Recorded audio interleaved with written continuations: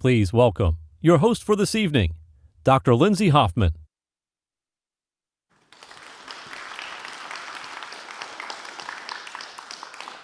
Hello, welcome everyone. I'm going to remove my mask, hopefully without messing up my microphone. Thank you for being here. These are unusual times, but it's certainly a joy for me to be back in Mitchell Hall, sharing different perspectives with you guys, diversity of viewpoints, and I'm happy to welcome all of you virtually as well. Apologies for the few minutes late that we got started. Things are a little different this year. So this is the 11th annual National Agenda Speaker Series. We're here thanks to the University of Delaware Center for Political Communication, as well as the Office of the Provost and the College of Arts and Sciences, as well as the Division for Student Life. So this year's theme is Reflecting America. You've seen that on the screen. And what we're looking at is how is this historic era of political divides, social movements, and economic upheavals fueled by the pandemic and politics redefining America? Have we ever faced anything like this before in this country, while at the same time having access to more information than ever before? We'll explore these questions this semester with 6 speaker events, from journalists to activists to artists. What are Americans doing during this stressful and uncertain time to stay engaged with politics and their communities and learning how to communicate effectively with each other? We'll still be inviting audience participation from our audience in the House, both in the theater and online.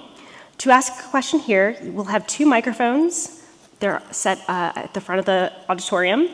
When I open up for Q&A, simply raise your hand and I will ask one of our volunteer student mic marshals, is what I'm calling them, to come to you and escort you to the microphone and ask you to go back to your seat when you're finished with your question.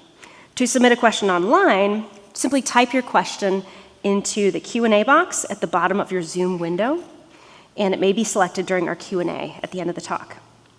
So tonight, first I want to state that we are 6 feet apart, and according to UD policy, we can remove our masks. So the speakers have the option of removing their masks while we're on stage. And I want to introduce 2 amazing speakers that I spoke with separately 4 years ago. David Joy is a novelist from Appalachia, from Western North Carolina, who has a deeply unique understanding of people in his region and has often been called to sort of explain why people in his region maybe voted for Trump or voted for in a certain way. Asma Khalid is a well-known NPR correspondent for the White House correspondent who comes with lots of experience on reporting on the White House, on demographics in this country, and I'm just so delighted to have them back 4 years later to talk about what's different, what's changed since they were here 4 years ago. So please join me in welcoming David Joy and Asma Khalid.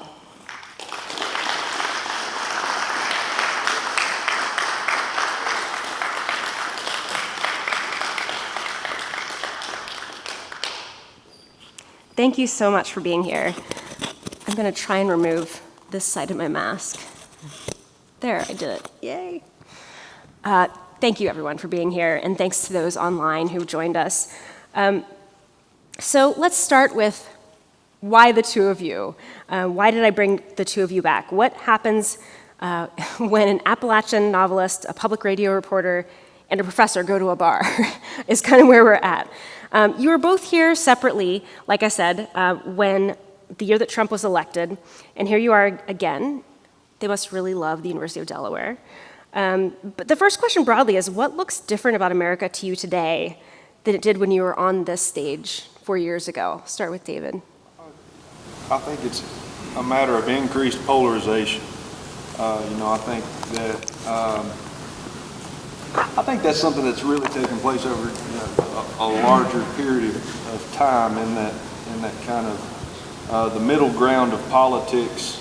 It's not that those people don't exist. They obviously still exist. I might even argue that they make up the vast majority of this country. But you no longer hear anything from that area.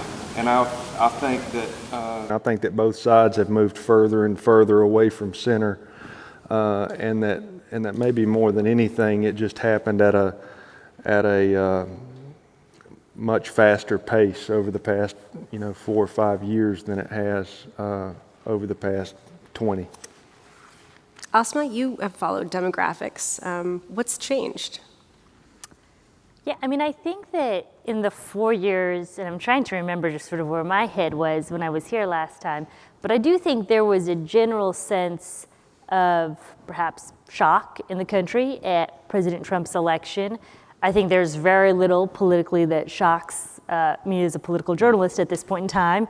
I think we've seen subsequently a number of sort of Trump-esque politicians who model themselves after him, who have been elected as members of Congress, who model themselves after him running for governor.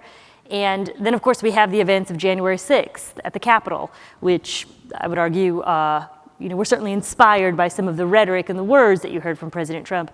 And so I would say that, particularly after what happened on January 6th, there is a sense, and I agree with David on this, that it's just, things are very ingrained. I think polarization is very ingrained.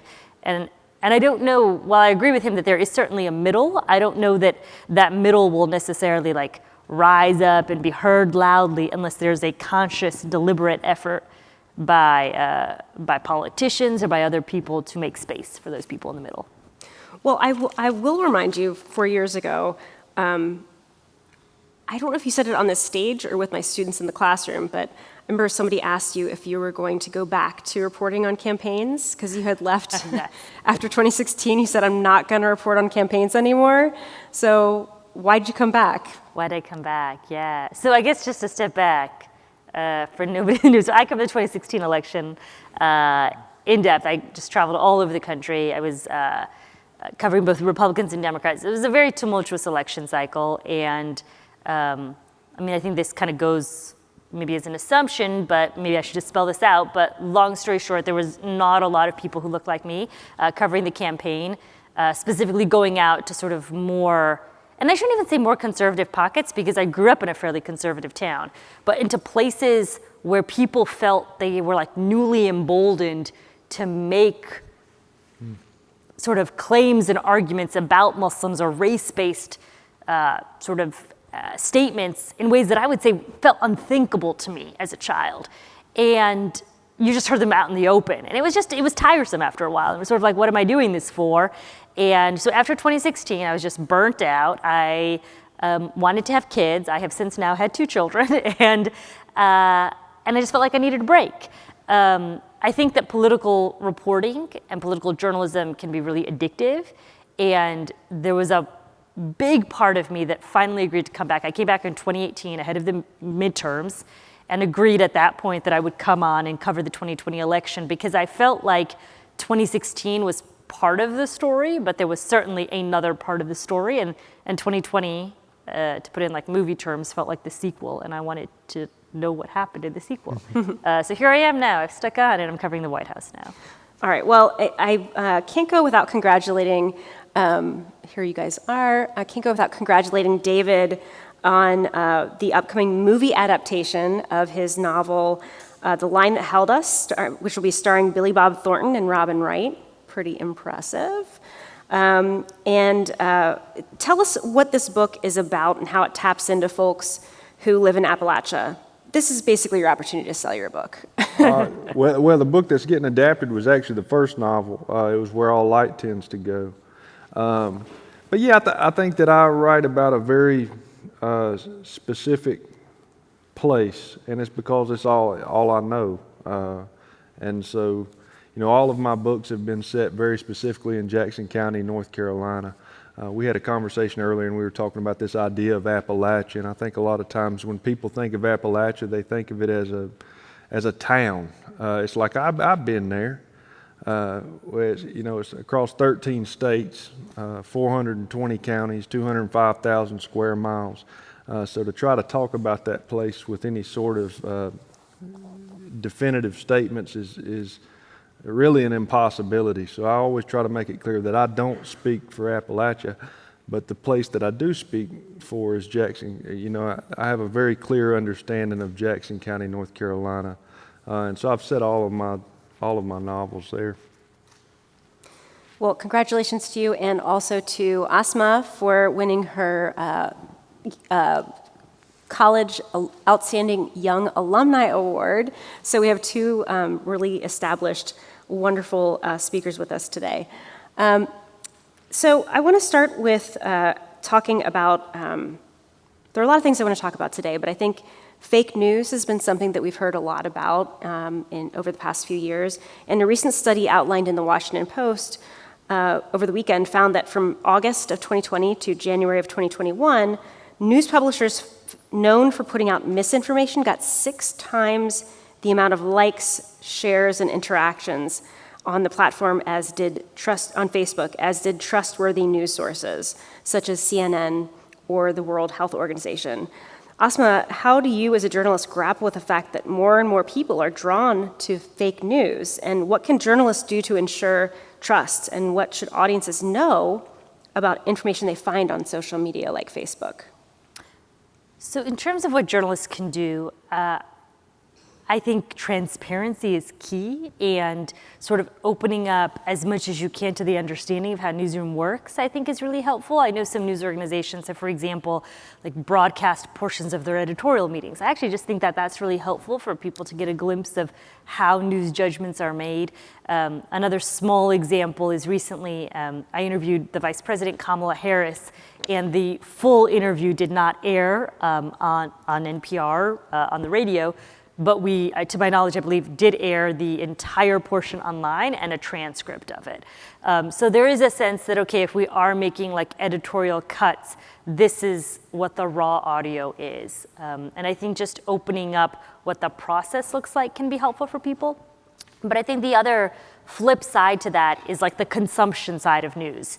And so, you know, as much as I think there are some news organizations doing really good work, I would argue like I am befuddled sometimes even with my own friends who just like are not attuned to how to consume news, and they will click on things that I would never click on, right? Like I would never click on news that does not come from certain reputable sources. And I have heard more and more, and I guess in an academic setting, I'd be curious what you say about this, of just like colleges and even high schoolers working on essentially like a news fluency and literacy, because I do think there is a sense that like how people consume news has changed.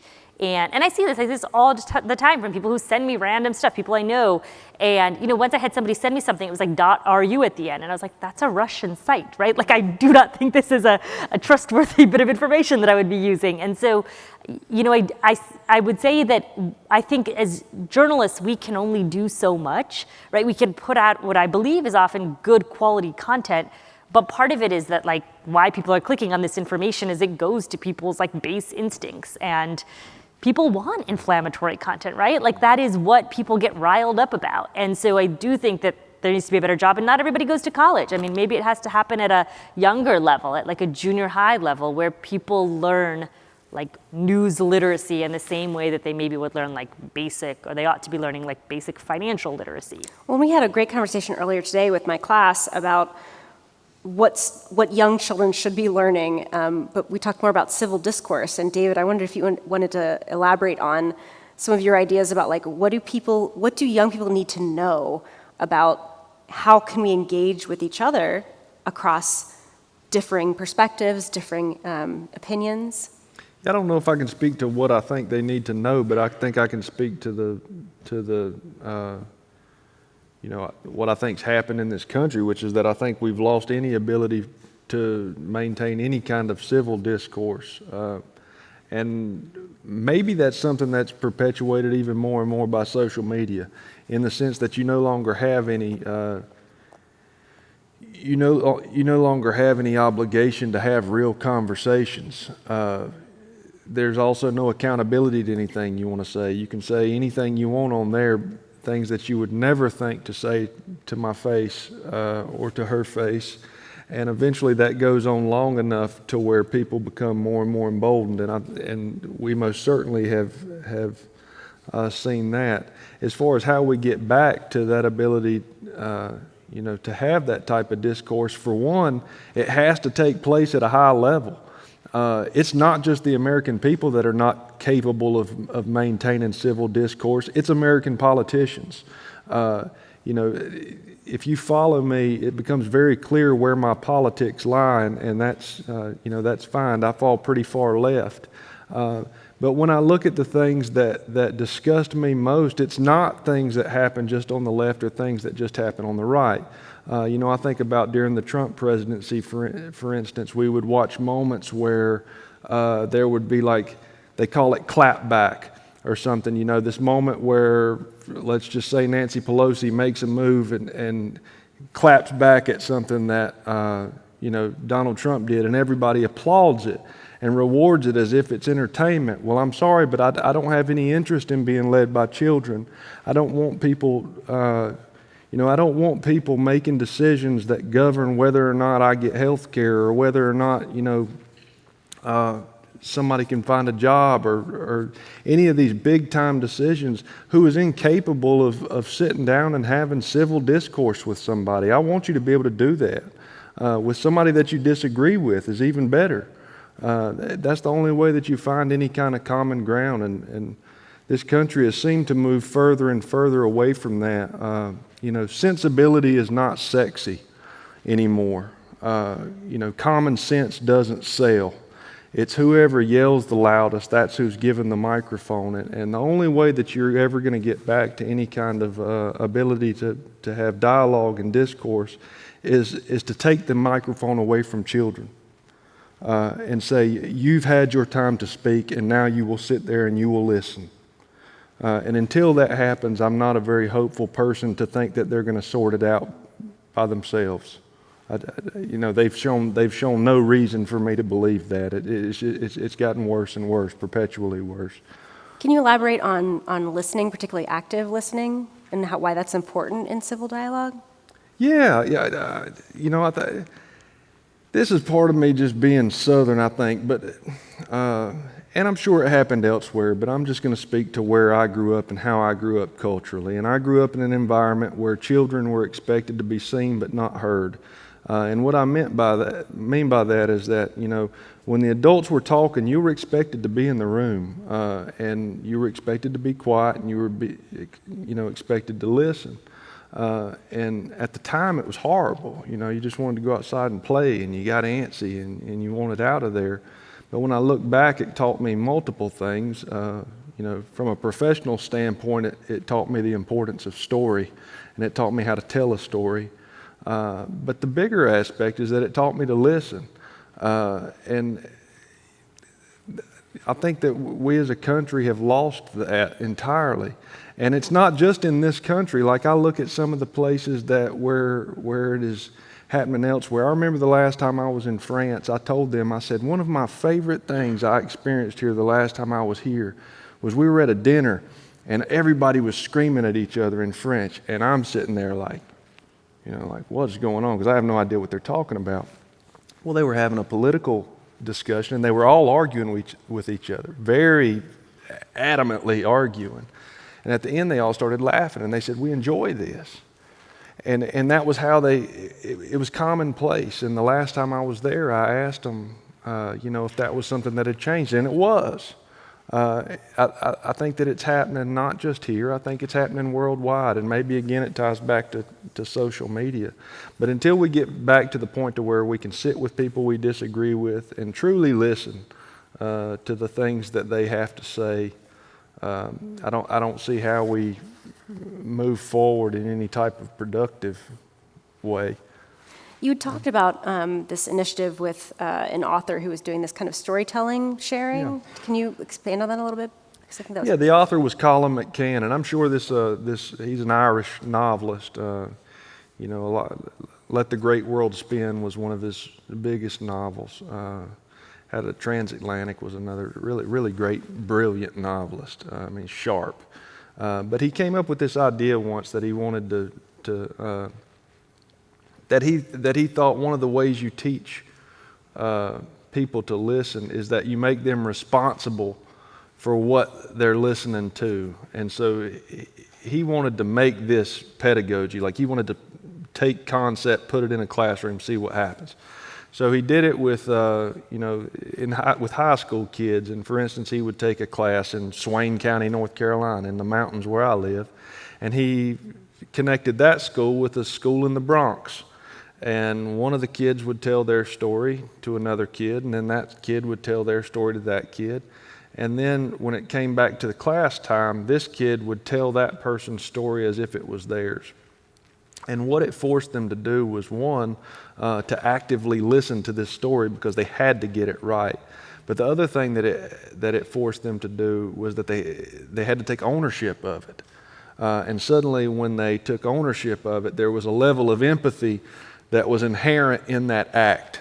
And that's something that's still going on. I think it's a brilliant project, but I think, anything we can do to try to, get back some sort of ability to do those things and to do those things with an empathetic heart, and mind are good things. Well, I want to move on to, we've talked a lot today about geographical divides. You come from Appalachia, Asma comes from the Midwest in Indiana. I myself grew up in Kentucky, and I find sometimes that students and folks at UD don't really understand the perspectives of people in those regions. But before I jump to that, I want to pull up this tweet from Asma where you said it was the first time out in the wild interviewing people since last summer. My rejection rate of people willing to talk has gone way up. So I wanted you to talk a little bit about what has it been like trying to interview people in a pandemic, post-pandemic, or wherever we are right now. Yeah, I think that was when I was out in Pennsylvania recently. I was working on a story about inflation, and I don't know if you've spent money on anything lately. You probably have noticed you spend more money on a cup of coffee. And so I was getting rejected by a whole bunch of people, and often what you'll do as a reporter is you might park yourself outside of a Walmart and just spend a couple hours trying to hear from people, get different perspectives. And, I found that I do this a lot in campaign cycles, and you get pretty good at it. People feel pretty comfortable talking to you, and they have a lot to say. And a lot of people did not want to talk on this most recent trip. Was that July? Yeah, in July, late July. And I don't know what the reason is. I was talking to people about the economy. I think everything seems to tie into politics, right? So maybe people just felt it was politically loaded. It also could just be that we are re-entering this world after being kind of sequestered away from other humans for a while, and you don't really want to be stopped by a stranger in a parking lot and be asked your thoughts. But yeah, I don't know. I think that it's one of those things that journalists often do. I think that it's important to do and important to talk to people, and not, at least I think, as a political journalist, exclusively focus your stories out of Washington, D.C. I think that's very limiting. And it's something I hope that we continue to do, even though it is certainly harder and just logistically in this moment that we're living in. Well, let's jump back over to David for a moment.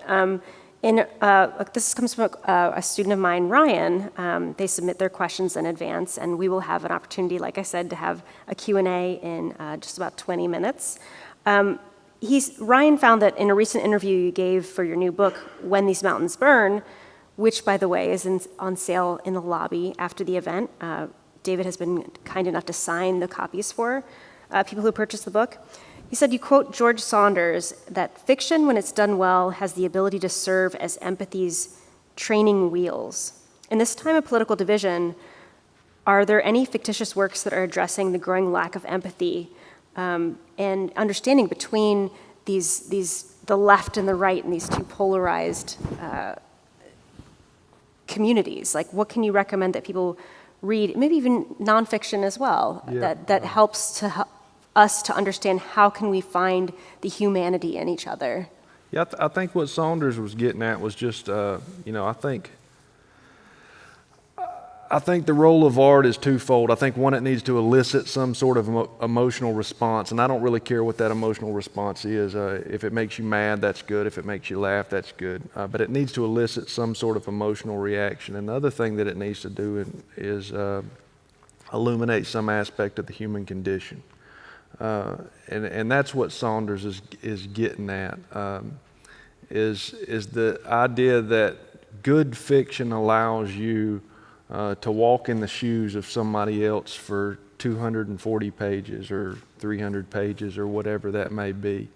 And it allows you to do that in privacy. sometimes I think, especially for somebody like me, who, I'm rarely around anybody. I live in the middle of nowhere. It's just me and a dog. It allows me to go into very uncomfortable places and to do that alone and to sit with it. And that may feel safer than to go seek out those situations elsewhere. I would also say, I think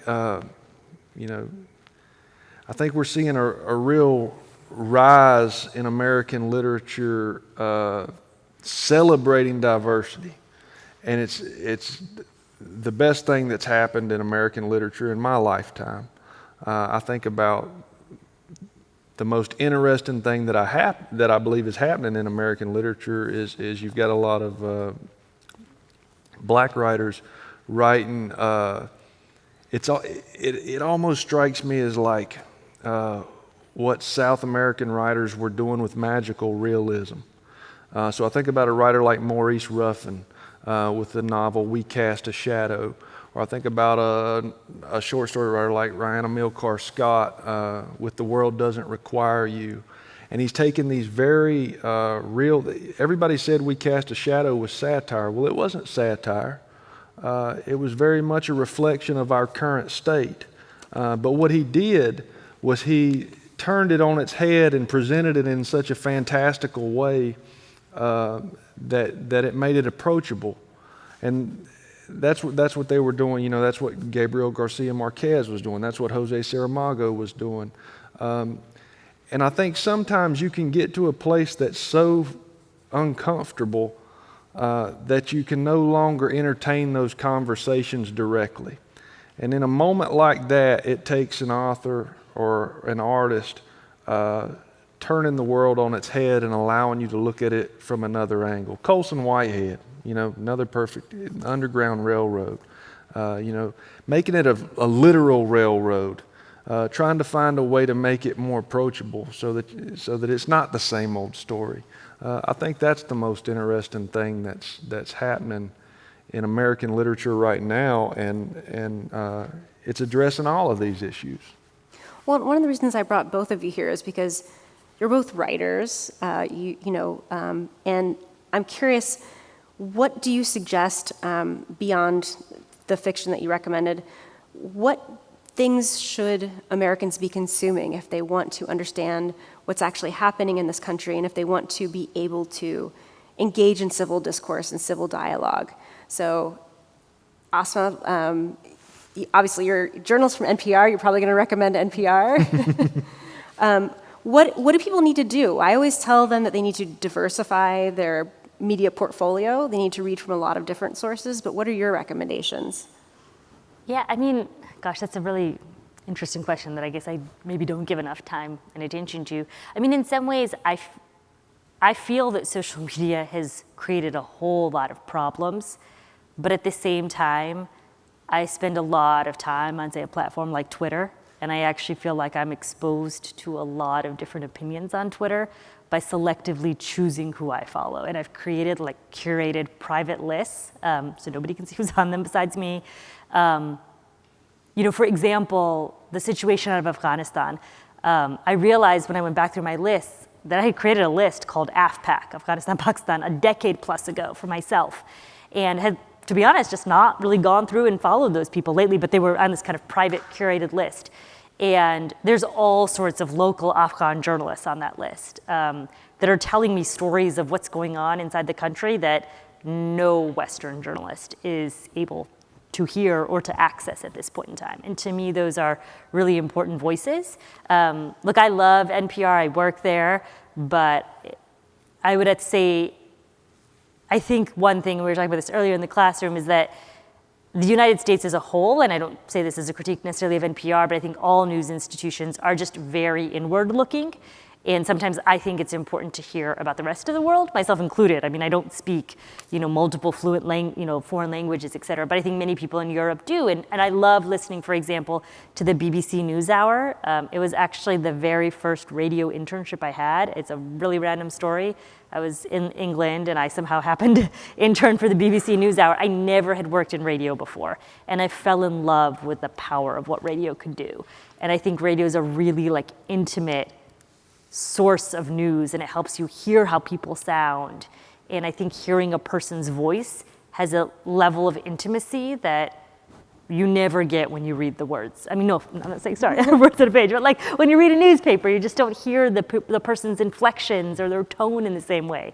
So I love listening to them. I think podcasts are another great way to curate news. I think one of the challenges, though, is that every platform that I'm mentioning also, in my view, has tremendous ills, right? I feel like podcasting has also allowed for people to really just kind of dig deeper into these horrible echo chambers. We're only going to listen to the flashy celebrities who you already agree with. I find social media terribly destructive in some ways. Facebook, to me, every time I get on there, it's just, I mean, this is a whole nother issue, but we talk about masking and vaccine mandates, and I read stuff from old friends from high school, and it's just, people have people across the board will just reinforce opinions that they already have on social media platforms. And so I'm a big believer that a lot of the divides we talk about in terms of civil discourse would not exist if social media did not also exist, which I know is a complete hypothetical. You can't prove that, what I'm saying, but at the same time, I think it's a matter of being judicious. And if you don't know, I mean, this is another thing. I think we've weirdly culturally come to distrust experts a lot, and I don't understand that at all, because maybe I'm not a doctor. Multiple people in my family work in the medical profession. If I have a question to this day, I call my dad. I call, my sister who's in public health. And it's weirdly confusing to me as to why we as a society come to distrust people who have expertise in something. And so the same way I think that with news, I like to, if I don't know something, recently I called up a friend, asking her where would she go for X, Y, or Z information. And I think that's important. So I think maybe that's actually what's perhaps most important, is this idea of learning to retrust experts. I don't understand why, and that is a whole, I don't know if y'all have any thoughts of just why we have completely moved away from, if you would go and you need an eye surgery, you would not go to your dentist for it. You wouldn't go to somebody who's never done an eye surgery before. But for some reason, we do believe every, Joe Schmo who spouts some medical information on social media. And I don't understand why and how that started happening, so.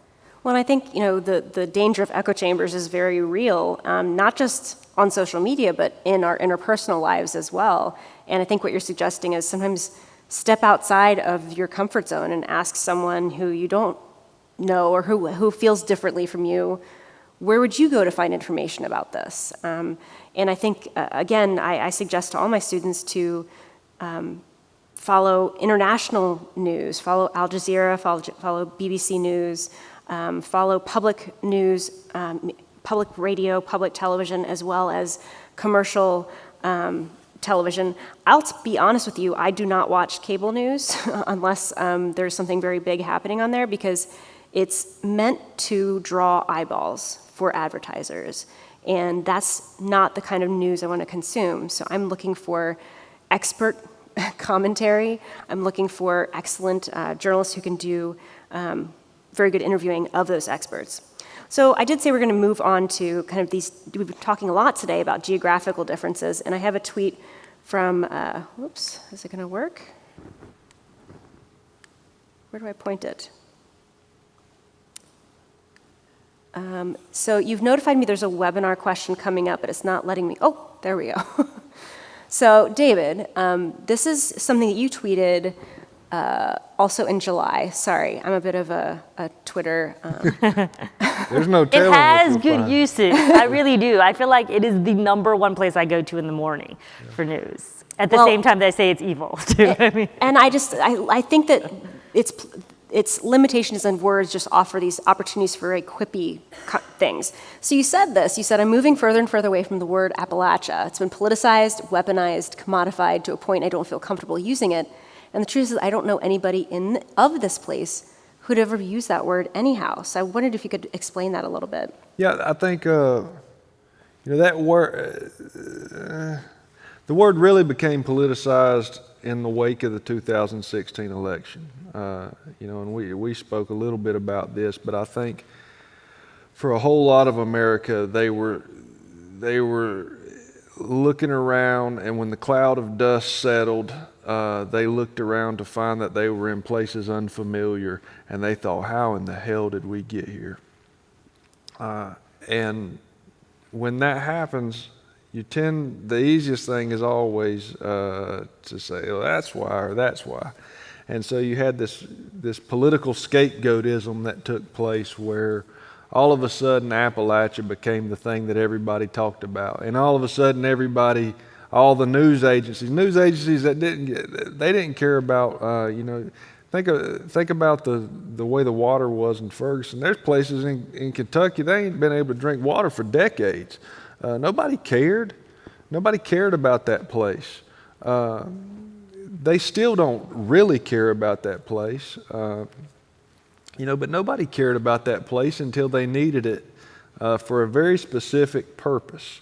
And ever since then, that word has kind of become this kind of hot topic word that people throw around, and I find myself very distrusting of it in that typically the people who use it don't understand it, and the people who identify it with it are people that not always, but a lot of times that I don't see where I live. I've never known a mountain person who'd tell you I'm from Appalachia. They'd tell you I come from Scotts Creek, or I come from Greens Creek, or I grew up in Dillsboro, or I grew up in Hazelwood, or I grew up in Frog Level, or I grew up Wolf Creek, or I come off, Rattlesnake Mountain, whatever. They tell you a place because that's what it was rooted to. It was rooted to a very specific place. There's a line in one of my books where it was where place was tied to name, and it's like if you told me you was McCall, I'd say, oh, you a Glenville McCall, or you a Little Canada McCall, you a Balsam Grove McCall, and you would be very clear about which one you were. A Balsam Grove McCall would tell you they ain't have nothing to do with that. But what I'm getting at is that it was very specific, and out of all those people, none of them would have said, I come from Appalachia. They don't, and we tend to talk about that whole place in these very homogenous terms. People, and what they mean by it is they mean coal country. They mean Eastern Kentucky and West Virginia. They're not talking about me, and they're most certainly not talking about, the foothills in Alabama. They're talking about Eastern Kentucky and West Virginia, and people where I live, they don't know anything, or where I live, they don't know anything about coal. We're apple people, and it was timber. But what I'm getting at is that the word started to get thrown around, and rather than anybody ever wanting to talk about it with any sort of complexity, they always reduce it down to a very singular thing that is, very far from the truth. And so I want to get back to the truth. And we've got all these wonderful writers doing that. The other thing they mean by Appalachia is white people. They think everybody looks like me. Looks like me with a steel, picks a banjo, I don't know. Meanwhile, you got all these people who have been doing important work for decades. You've got a writer like Crystal Wilkinson, who's been named the Poet Laureate of Kentucky. Just had a gorgeous book of poetry come out called Perfect Black. If you want to know what rural America looks like from those eyes and what Appalachia looks like from those eyes, read that book. Don't go read Hillbilly Elegy and think that represents anything about that place. It doesn't represent anything about that place. He has no understanding of that place. And so you've got all these writers who are doing the work. And I just wish that for once, those were the people that we were projecting and those were the people we were lifting up and putting on the stage. And through doing that, you come to a lot more, a larger understanding of that place. You begin to experience that place with a lot more ambiguity. Well, I do want to get to the audience questions soon, but there's another question from a student in my class, Margot. This is for both of you. This generation faces unique challenges. Every generation does. She wants to know, what are the most critical changes that her generation, Gen Z, can make going forward to ensure a better future? What should they be doing right now, as you guys are old millennials, I think? We're old. The elderly millennials. What do you see young people in college, high school and college right now? What can they do to sort of further these causes we're talking about in terms of engaging more in civil dialogue and speaking across differences? That's a heavy question. Look, I don't envy always the younger generation, in part because I feel like, as much as we've been talking about social media, I think you all have grown up in a world of social media in a way that I had the luxury of not being, I think, just not having to always be online when I was younger. And there's a certain bliss to that, I think. And so I think that is offered you all a lot of amazing opportunities to connect with different kinds of people. But it's also, I think, just like a heavy burden and challenge that you have. But at the same time, I do think when we talk about civil discourse and finding out how other people are living and being connected to that, because you all have been online for years of your life, you can do a lot of that through social media. I mean, there's a lot of really amazing things that you can, and places and voices you can find. Again, I mentioned Twitter, but it's no joke that Twitter is legit probably the first thing that I check in the morning and the last thing that I check at night. And I check my curated lists of different kinds of people. I have lists for all different kinds of things. And I put interesting people into those little lists, and that's what I click on. And I feel like that's an amazing thing that you can do. I think we were talking about this earlier, that one of the challenges of this moment is that it does feel very much like the country is polarized left and right. And I'm not entirely sure, at least as a political journalist, that I see the polarization ending anytime soon. I think that the next election cycle will be a very polarizing election cycle. So I don't think that these challenges are going away anytime soon. I think just one of the things that for you all that is really important is figuring out ways to have conversations with people who are not like you, whether that isn't just a matter of how they look, but what their politics are. Because I do feel very much that people are not having political conversations amongst one another. Very often they're having them, sort of like across one another. And I don't know that there's that many places, to be honest, where those conversations are even happening. One of, this old host I used to adore at NPR said, one of the things he loved was that NPR in some ways was kind of like an old town square. You'd hear from all different parts of the country, you'd hear from different voices, and I think that's true to some degree, but I also still think that all news organizations could do a better job of hearing from different kinds of people and going to places that make us uncomfortable and better understanding. And I actually, time and again, believe that the best way you grow is when you are feeling a little bit uncomfortable. It's what I sort of love about journalism. I go out and feel uncomfortable all the time. But it's that once you get over that little bit of discomfort, it's so worth it. And so I think being in places that make you feel uncomfortable is really, really important. That's good advice. Yeah. When you said that word, it was like, it must have been going like a ping pong ball and back and forth between us, because what I was going to ask you was why do we place ourselves in these echo chambers? And the answer is comfortability. And one of the best books that I read this year is a book called The Comfort Crisis. And that's specifically what it's about. And it's largely about the way that humans evolved to be comfortable. Everything that we ever did, whether it be shelter, whether it be clothes, whether it be the ability to store food, whatever it was things to make our lives easier, so that we could be more comfortable.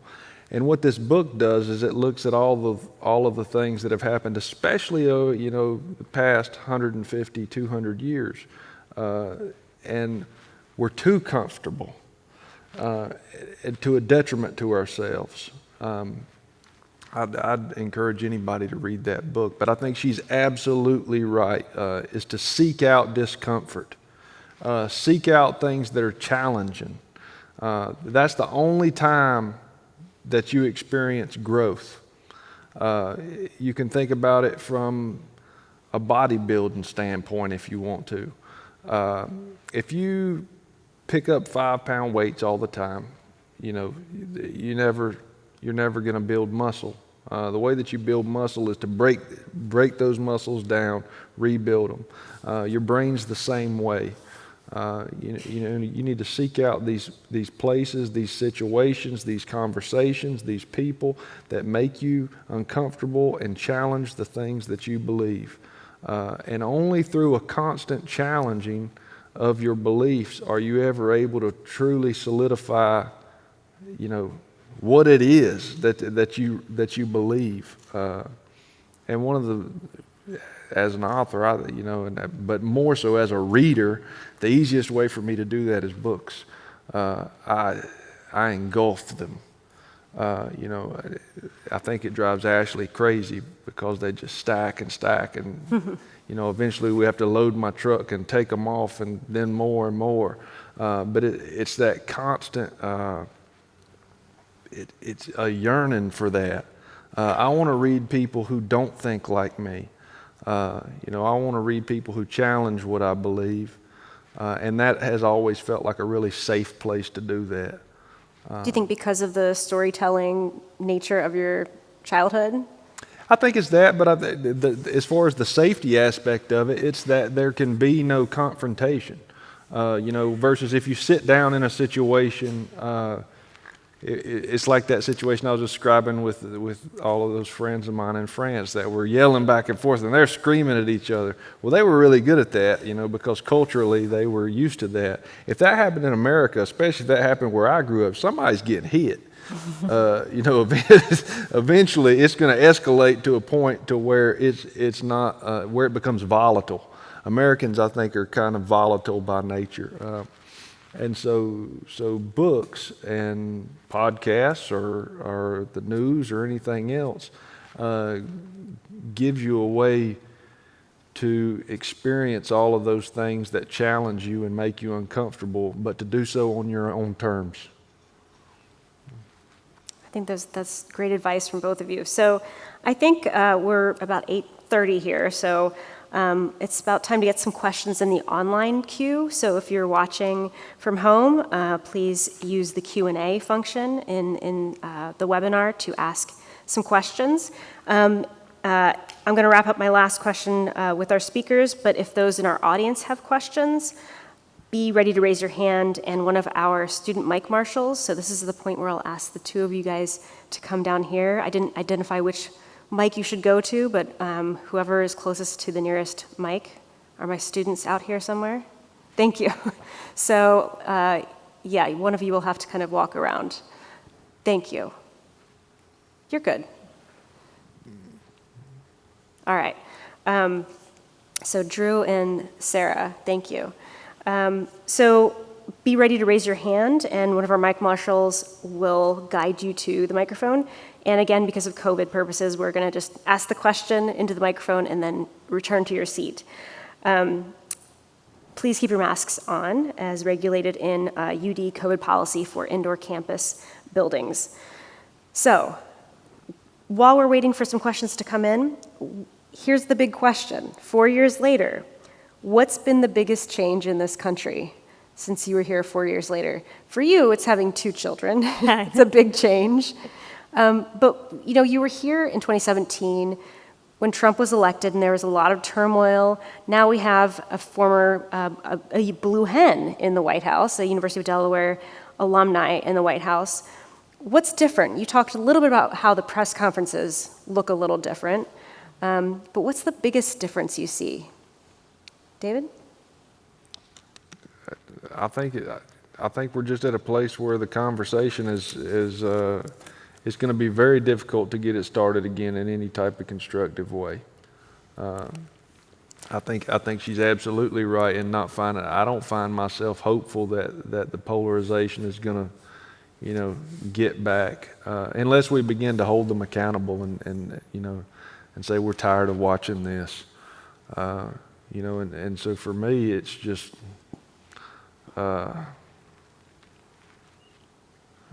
It looks like chaos. That's why I don't tune into it. I go sit in the woods and read books. I told her last night I was sitting at the hotel and I was having a drink and all these people were talking and they were talking political. They ain't know each other from Tom, Dick, or Janie, but they was all talking back and forth. And one of them happened to say that he said, well, where do you get your news? And the person said, well, and they kind of went around the conversation. And he said, I watch Fox News 24 hours a day. And it wasn't a matter of Fox News, because just pick the opposite, whatever the opposite of that is. But it was the fact that he was tuning into that 24 hours a day. And you could just see it in him. He was about to explode. And that's the average American anymore. And it's because they consume it. Stop consuming it. The minute you stop consuming it, they no longer have a reason to sell it. And maybe we can get back to, having some type of real conversation. But, ultimately I felt sorry for him because he needed to go sit outside. Really. And so, I think to me, maybe 4 years ago, it was like this. And now the eye starts twitching. Before you know it, these people are in trouble. All right, I was hoping for something a little more optimistic, but I shouldn't have expected this we're not a hopeful people. Look, I think the reason maybe I say that I think the next election cycle will be no less polarizing, and that I think it will take drastic changes to really have some sort of kind of like recalibration of where things are in this country, is because I look at a number of the Democrats running this past election cycle. The criticism of Joe Biden from the left was that he was too conciliatory, that he tried too much to work at a bipartisan level, that he was old-fashioned, he didn't understand where Republicans were, and then he was elected, and that is the very man that was contested and told, you did not win, this is not true, we're gonna storm the Capitol. And so to me, like when that was the reaction, when Joe Biden, like him or not, you could hate his politics, but the man repeatedly said, I'm gonna reach out, I'm gonna have this olive branch. And he was responded to by a storming of the Capitol. To me, that shows that I don't see what kind of optimism there is. Because you may have hated Joe Biden's politics, but you could have hated George W. Bush's politics too. You could have hated Ronald Reagan's politics. But there's this new sense of he is not the rightful winner, resign, tyrant, traitor. That type of language isn't a belief that the system is working. I think there's a fundamental belief that this system isn't working, things are rigged, facts are not facts.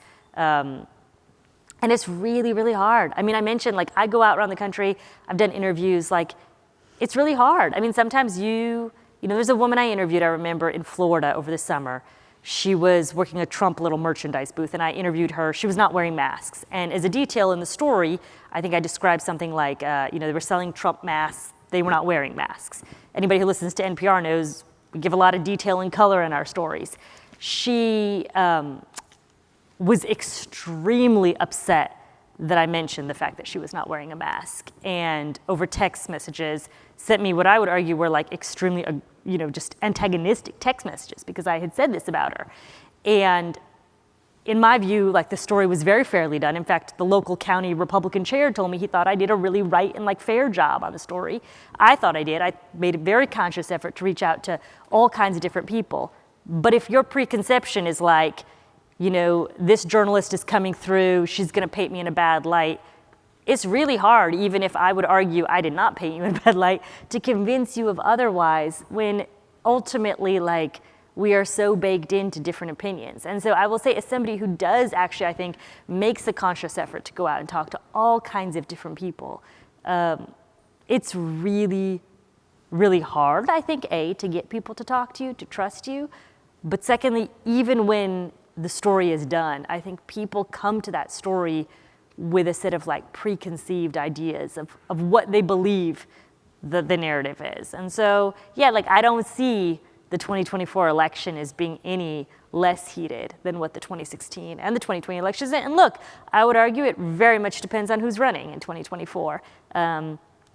If you have former President Trump running again, and if you have a candidate of color, you can bet it will be an extremely, extremely unpleasant campaign cycle.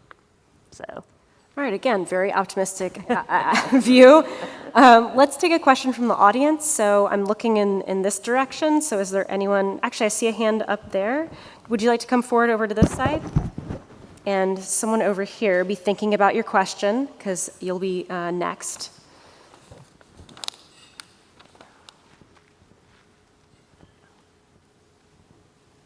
Hi, it's on.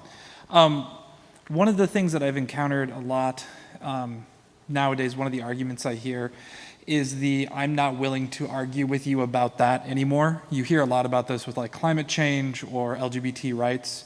I'm wondering if the both of you can respond to that and how it relates to civil discourse. Do you hear that, I'm curious, from folks who believe that climate change does exist or does not exist, or from both sides? So it may be my own echo chamber, but I hear it a lot from the left of people who are saying, climate change is real, I'm not willing to argue about that anymore, or LGBTQ rights are human rights, I'm not willing to discuss that with you anymore. Okay. I think there are times when it becomes very difficult to engage in conversations that are fundamentally harmful to another person. So with, whether that be Black Lives Matter movement, or whether that be LGBTQ T rights, or you have issues that, to me, it becomes very difficult. I completely understand the ability to say, no, I can't engage with this conversation anymore. She and I were talking about this before we came in, which was that a lot of times, which if we want to jump to climate change, a lot of times people don't want to engage with facts anymore. And so how do you have a conversation when somebody doesn't want to engage with anything that's real? And I find it I don't know. As far as, these really difficult conversations that kind of we've ground into the ground, drove into the ground, and that people are sick and tired of talking about.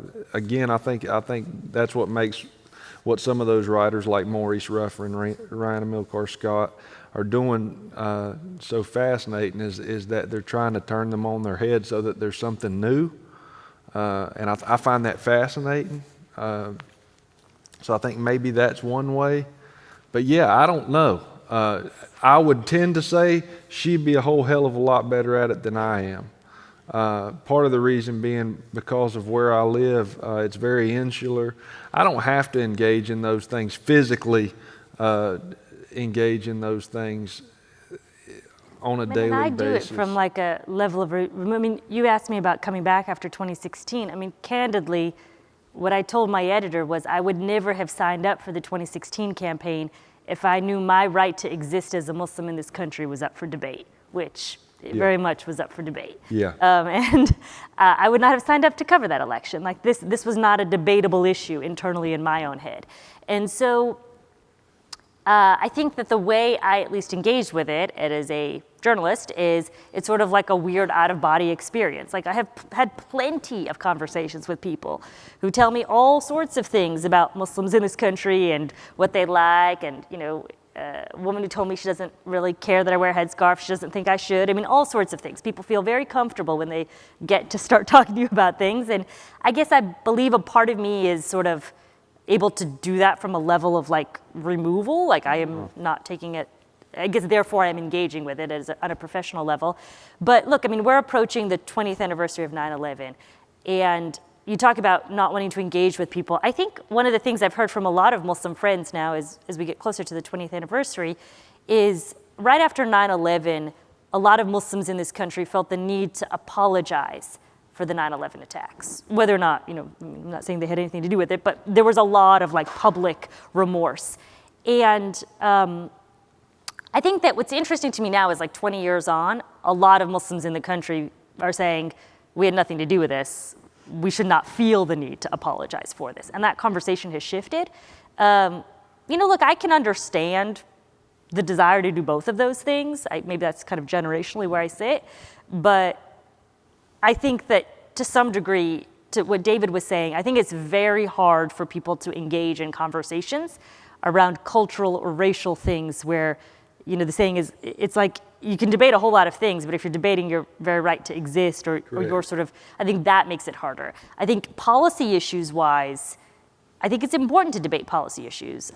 Climate change to me, that's a policy issue. Yeah. It's less of a cultural, racial issue, and I do think it's important to debate those issues. I was talking about vaccines and mandates. I mean, that to me is one that's really interesting where I'll open up Facebook and I'll hear all sorts of chatter from people. I remember before the election seeing someone I knew from my hometown saying that come November, when was the election even, November 4th? As soon as that's in, you can imagine this whole pandemic is gonna be over because they believed it was a man-made sort of deal to essentially hurt President Trump at the time. Those are conversations that I think are important to have. I think it's difficult because some people are basing that information, again, on like scientific expertise, and other people are not. But to me, I guess I still believe it's important to have those conversations because, and maybe this is naive to some degree, but I guess I believe that once people have access to information that they trust, the access to information that they trust outweighs like the fictitious information. But maybe that's naive because we know a whole lot of people don't really believe true factual information. But I guess I still believe it's important to have that conversation. And I think that's what we're doing here. I think that's part of the reason that we are here and that people are watching us online as well. So before I jump over to this side of the room, it does say that there's a webinar question. So Steve, I don't know if you can pull that up on the screen or if you can put it on my monitor. What other changes can you or us do to narrow down the separation? What other changes? So I guess, what can we do to feel more connected to one another, to feel less separated from one another? Yeah, I think it all goes down to dialogue, but I think one of the things that we actively do is hold people accountable. And so for me, as I register independent, I tend to vote Democrat. For me, it's holding my people accountable. I think that's something that we've experienced too, is that politically there's become this idea of infallibility. It didn't matter what the hell somebody did. It was that, well, that's my guy, so he did it, so I'm with him. Mm-hmm.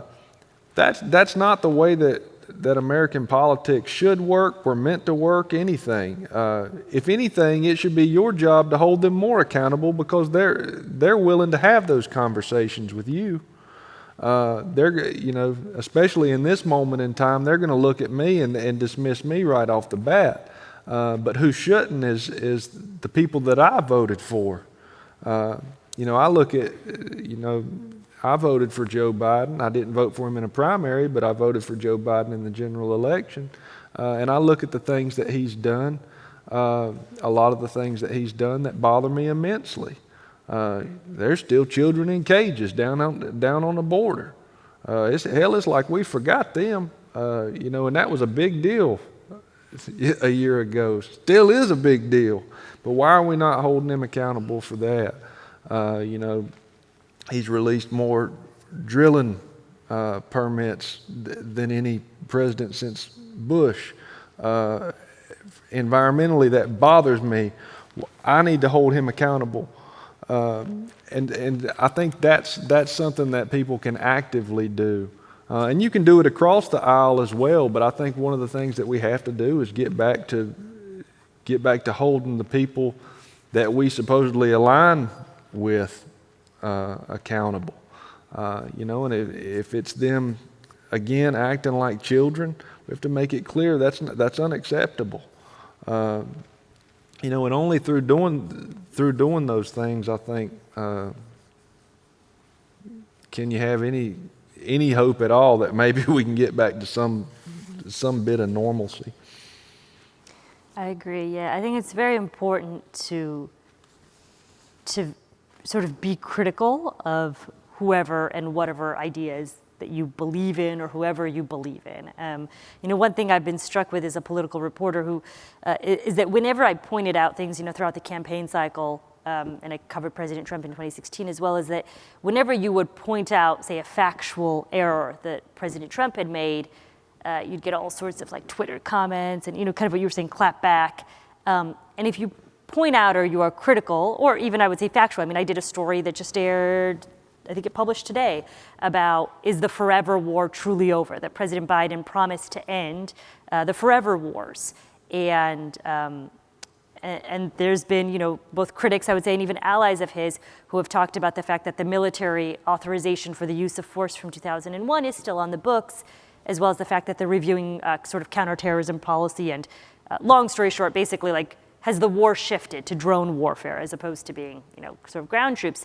And some Biden allies they very much like scoffed at the theory of the story of saying, we promised this and you're being sort of overly literal. And I guess I believe my job as a journalist is to hold people accountable, whether they're from the right or the left. But I think a lot of politics now feels like sports to people. Mm-hmm. And so you're either on my team or their team, and it's very uncomfortable sometimes. Again, I believe it's good uncover, but it's uncomfortable to be a journalist because people don't like to. I'm working on another story right now about China trade policy and how thus far we haven't seen a huge shift from President Biden, from President Trump's China trade policy. And we heard a lot of Democrats clamoring about how terrible President Trump was initially on putting forth tariffs. Well, if those tariffs were so bad, they're still in place at this particular moment in time. I'm not saying they won't change, but as of the moment, they're still in place, and we're not hearing the same clamor from the left of how bad they are. And so I just think being critical of everything and everyone you read is really, really important. Even if it is something you might think, you say, what else can we do? I think thinking critically about your own set of assumptions is really, really important. And if there's even someone you agree with, of just questioning where they're coming from is important. And at the same time, I think, I felt like there was a lot of criticism of things that President Trump did because they were coming from President Trump. And I had some very interesting conversations on Background recently about trade policy. And someone said to me that, tariffs with China are not something that Democrats necessarily would have put forth. But they're in place now. President Trump put them in place. And you do have some Democrats, someone like Sherrod Brown of Ohio, who, has been to the left, I think, on a lot of trade policy.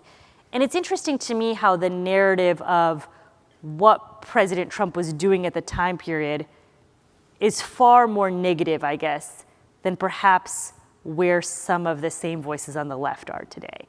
And I think holding them accountable to that level of discrepancy is important, because whether or not they may have agreed with the particular person who was making those decisions, I think just drilling down why people have that level of inconsistency to me is really important and interesting. Well, I think we have time for one more question from this side of the room. We have someone right here. If you want to step up to the microphone. Hi. As college students, as Gen Zers, I suppose, we've kind of come of age in this very polarizing political climate. I was only 16 when President Trump was elected. But, I've kind of always known politics to be generally pretty polarizing. But as sort of elder millennials, as we said earlier, Sorry. No, so yeah, sorry, I didn't mean that to be offensive, but There's sort of a joke online that like the Yes. elder millennials are. It's kind of a ridiculous name. I'll take on exennial. That's my yeah, moniker. whatever name you find appropriate. But is there sort of a moment that you realized that civil discourse was becoming a real issue in this country in politics? Like, how can you kind of describe that moment, that like aha moment where you realized, we can't really talk about politics in the same ways that we might have used to? Yeah, I think she and I were both in high. For me, it's a very distinct moment.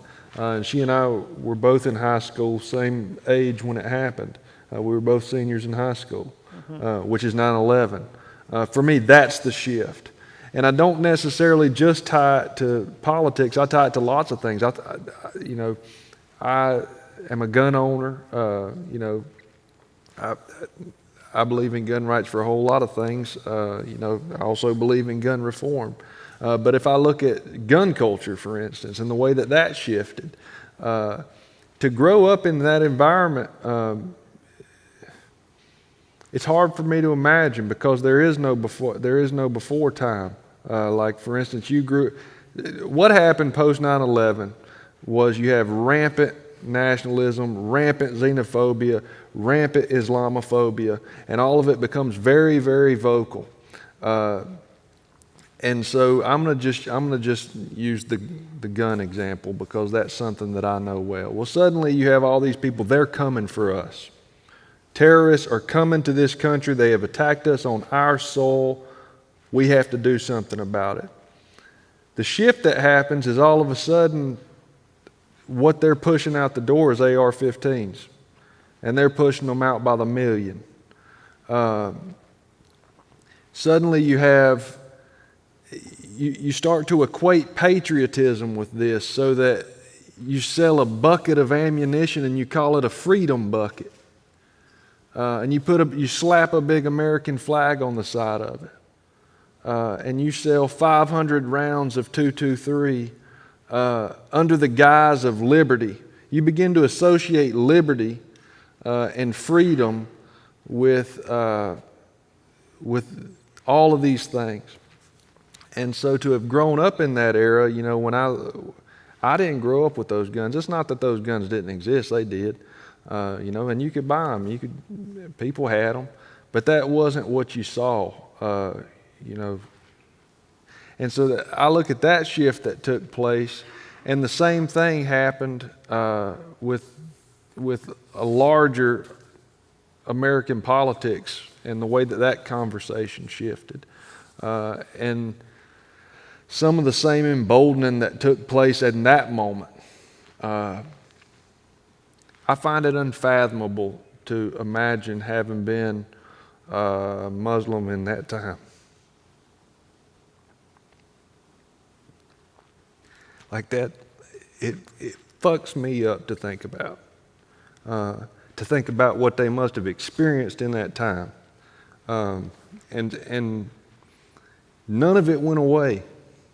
It never went back. And that's not to say that it was comfortable before, because it wasn't comfortable before. But that is to say that fire, when it started, they've done nothing to extinguish it. They've dumped gas on it. And here we are, no longer to even entertain these conversations. But for me, it all ties back to that moment in time. And I'm not sure. I mean, we're still experiencing, the truth is we're still experiencing real world effects of Reaganomics. It's not like there aren't things before that affect us now. But that moment in time to me felt like the world turned into kickball. And everything that I had saw before, I no longer saw and have never seen again. You know, you think about that war, hell, there was fathers fighting with sons, alongside sons, who weren't even born when the war started. I mean, but to me, that's the moment. To answer your question, to me, that's the moment. Asma, do you want to have a couple minutes left? Of when essentially politics became so divisive. It's hard for me to pinpoint an exact moment. I do recall when President Trump was running, I often told the editors, and maybe I was one of the few people, honestly, in this country, I'm not trying to toot my horn, but you went out and talked to people, and it was very clear to me that it was very plausible the man would win the election. It was not a gigantic surprise, actually. And I think the reason I say that is that, to me, he tapped into a pre-existing condition. He did not create the conditions. He did not create the symptoms. The symptoms were already pre-existing. In fact, you could argue as a sort of a political genius to tap into this in the way that he did. I struggle with, I wholeheartedly agree with David that I think September 11th was a very clear pivot point in terms of where the country was and is politically.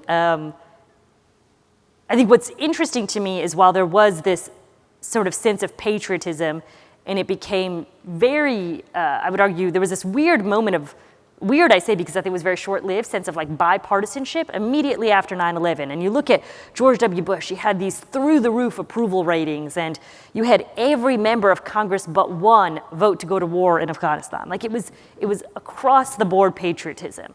And in fact, it became very unpatriotic to even critique any aspect of what was going on right after 9/11, right? There were, I'm trying to describe this to you all now because I feel like it seems impossible, but there was just, sort of decision after decision just went through on a bipartisan basis. So it was very unified. You had things like the Patriot Act, which, has surveillance. You talk about a lot of the surveillance. There was no Department of Homeland Security. That came about afterwards. I believe there was no National Counterterrorism Center. That came about afterwards. There was a lot of just institutional infrastructure that came about after 9/11 because there was so much unanimity that there was a terrorist threat that needed to be dealt with. I was recently looking, though, at some polling from the Pew Research Center that showed that both there was a minority opinion to believe that Islam was more violent than other religions among both Republicans and Democrats in 2002. And then they polled on the same question in 2019, where I believe about 3/4 of Republicans did believe that Islam was now more violent than other religions. And so I'm left wondering, what happened in those interim years? Because, there was unanimity that patriotism, rah, rah, rah, everything, we're sort of going to push through a bunch of legislation. There was also a president, George W. Bush, who very famously went to a large mosque in Washington, D.C. and spoke, I think, rather kindly about the need for, tolerance towards Muslims in the country at that time period. But over the interim years, you had wars and you had just a culture. And a culture that I would argue in some ways was, it wasn't clear, I think, the partisan level of cultural and racial divides. And by this point in time, the cultural and racial divides are very, very apparent. You go back and you fast forward to the 90s and you had a more mixed Republican voting bloc, if you look at how George W. Bush won. It's by and large, and I'm sort of generalizing here, but by and large, many minority groups now vote for the Democratic Party. That was not the case when George W. Bush won. Certainly, African Americans have long voted for the Democratic Party, but it was more mixed amongst both Latinos and Asian Americans. And so, I don't know, I guess I'm left wondering, what happened between 2002 and 2019? And was there one moment, or is it this gradual process of just reinforcing opinions and pop culture? And the internet. It was really, and it was the internet, it was social media. And you could argue that Democrats did not actually feel as strongly as they did about racial issues. I could say firsthand about issues around Muslims until the rise of Donald Trump. And the reason I say this is I recall very public moments during the 2008 campaign where a very public moment where Barack Obama's campaign, they later apologized for it, removed 2 women in headscarves who were standing behind him at an event.